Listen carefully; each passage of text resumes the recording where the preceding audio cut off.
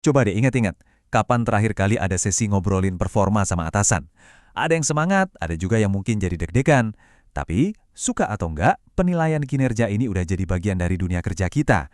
Nah, sebenarnya apa sih tujuan dibalik semua formulir dan meeting ini? Dan gimana caranya biar proses ini jadi lebih bermanfaat buat kita? Yuk, kita bedah bareng-bareng. Oke, ini dia peta perjalanan kita hari ini. Kita mulai dari yang paling dasar, apa itu penilaian kinerja? Terus, kenapa ini penting? Lalu kita lihat berbagai metodenya, salah satu kerangka strategisnya, dan yang nggak kalah penting, kita bakal bahas jebakan-jebakan yang sering bikin proses ini jadi nggak efektif. Langsung aja, kita mulai dari yang pertama.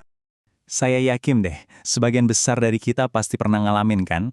Entah itu dalam bentuk review tahunan yang super formal atau cuma obrolan santai sama manajer. Pengalaman ini tuh universal banget. Nah, hari ini kita mau coba intip sedikit, apa sih yang sebenarnya terjadi di balik layar proses ini? Baiklah, kita masuk ke bagian pertama. Sebelum kita bisa bilang sebuah penilaian itu bagus atau jelek, kita harus satu pemahaman dulu soal definisinya. Jadi, apa sih sebenarnya yang dimaksud dengan penilaian kinerja? Oke, ini definisi bakunya. Coba deh perhatiin kata-kata kuncinya. Periodik yang artinya berkala. Lalu ada berdasarkan sasaran dan standar. Maksudnya apa? Ini tuh bukan obrolan ngalor ngidul, tapi sebuah proses yang terstruktur buat mastiin kita semua lari ke arah yang sama. Tanpa standar ini, semuanya ya cuma jadi asumsi belaka. Nah, yang menarik di sini, para ahli punya penekanan yang sedikit beda-beda. Suprihanto ngelihatnya sebagai sebuah sistem. Hendoko lebih fokus ke kontribusi. Sementara Mathis dan Jackson, mereka menyoroti pentingnya umpan balik. Semuanya benar kok. Ini cuma nunjukin kalau konsep penilaian kinerja itu nggak kaku. Kira-kira definisi mana nih yang paling klik sama pengalaman kamu selama ini? Sekarang kita udah tahu apa itu penilaian kinerja. Pertanyaan logis berikutnya adalah, kenapa? Kenapa sih perusahaan repot-repot melakukan ini semua? Apa tujuan akhirnya? Kutipan dari Mulyadi ini penting banget. Coba lihat, kata kuncinya adalah motivasi. Jadi, idealnya penilaian kinerja itu bukan alat buat nyari-nyari kesalahan loh. Tapi justru untuk menyatukan energi kita semua, biar tujuan besar perusahaan bisa tercapai bareng-bareng. Dan motivasi itu bukan cuma kata-kata manis, tapi beneran dipecah jadi tujuan-tujuan strategis kayak yang kita lihat di sini.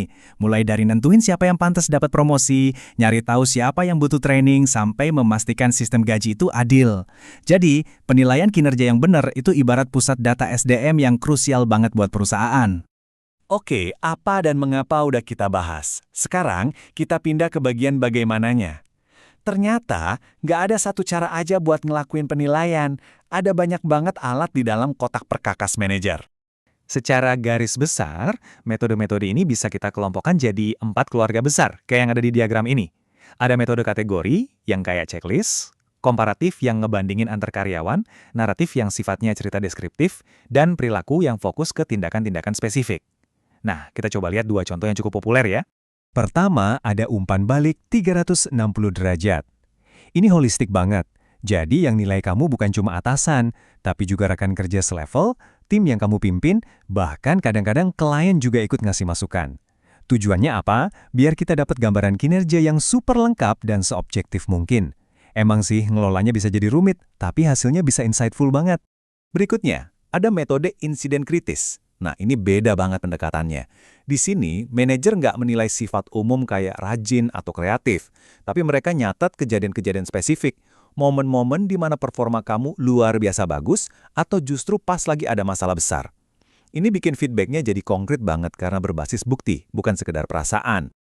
Tadi kan kita ngomongin metode untuk menilai individu ya. Tapi gimana caranya sebuah perusahaan ngukur kinerjanya secara keseluruhan? Sekarang kita coba zoom out sedikit dan lihat sebuah kerangka kerja strategis yang ngukurnya nggak cuma dari angka-angka keuangan aja.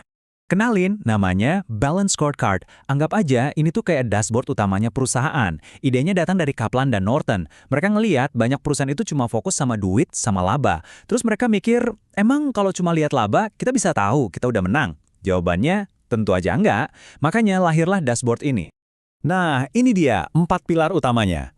Finansial jelas penting, tapi itu aja nggak cukup. Perusahaan juga harus kelihatan bagus di mata pelanggan. Proses internalnya juga harus efisien. Dan yang paling penting, harus terus inovasi dan belajar biar nggak ketinggalan zaman. Keempatnya ini harus seimbang. Dan disinilah letak kejeniusannya. Keempat pilar ini tuh nyambung semua, kayak efek domino. Gini logikanya. Kalau perusahaan investasi di inovasi dan pembelajaran, maka proses internalnya bakal jadi lebih baik. Proses yang lebih baik bakal bikin pelanggan senang, dan pelanggan yang senang ujung-ujungnya pasti bakal naikin pendapatan perusahaan. Semuanya terhubung dalam satu rantai sebab akibat. Oke, teori dan kerangkanya kedengeran ideal banget ya. Tapi kita semua tahu, prakteknya nggak segampang itu. Kenapa? Karena ada elemen paling kompleks di dalamnya, manusia. Yuk, kita lihat beberapa kesalahan atau bias yang paling sering bikin penilaian kinerja jadi gagal. Pertama, ada efek halo atau tanduk. Pernah lihat nggak? Ada temen yang jago banget presentasi. Nah, itu efek halonya. Tiba-tiba, semua aspek kerjaannya dinilai bagus, padahal mungkin di hal lain dia kurang. Sebaliknya juga gitu, satu kesalahan fatal, efek tanduk, bisa bikin semua kerjaan bagusnya selama setahun jadi nggak kelihatan. Selanjutnya, ada masalah kelonggaran atau kekerasan. Ini lebih ke sifat si penilainya, bukan yang dinilai. Ada tipe manajer yang nggak enakan, jadi semua orang dikasih nilai bagus, biar nggak ada konflik. Ada juga tipe yang killer, semua orang dianggap kurang. Dua-duanya sama-sama nggak akurat dan bisa merusak. Yang terlalu baik nggak ngebantu karyawan berkembang, yang terlalu keras bisa mematikan motivasi. Ini nih jurusan amanah banyak manajer. Daripada repot-repot harus ngejelasin kenapa ada yang nilainya tinggi banget atau rendah banget, ya udah deh, pukul rata aja semuanya di tengah. Masalahnya, kalau gini terus penilaiannya jadi nggak ada gunanya. Kita jadi nggak tahu siapa yang beneran A-player dan siapa yang butuh bantuan ekstra. Ini tuh efek emang baru-baru ini kamu ngapain aja. Kinerja yang luar biasa di bulan Januari bisa jadi terlupakan kalau di bulan November, pas deket-deket waktu penilaian ada sedikit kesalahan. Padahal kan penilaian yang adil harusnya ngelihat keseluruhan periode, bukan cuma yang paling gampang diingat aja. Dan ini yang paling parah dan paling bahaya, yaitu ketika stereotip atau bias pribadi, entah itu disadari atau enggak, ikut campur dalam penilaian. Ini nggak cuma ngerusak moral dan sangat nggak adil, tapi juga bisa bawa konsekuensi hukum yang serius buat perusahaan. Jadi, kita kembali lagi ke pertanyaan besar. Di satu sisi, penilaian kinerja itu alat yang sangat kuat untuk motivasi dan strategi. Tapi di sisi lain, proses ini rentan banget sama bias kita sebagai manusia. Ini bikin kita mikir, apa tujuan idealnya benar-benar bisa tercapai? Dan gimana ya caranya kita bisa merancang sistem yang lebih adil dan lebih baik ke depannya? Sesuatu untuk kita renungkan bersama.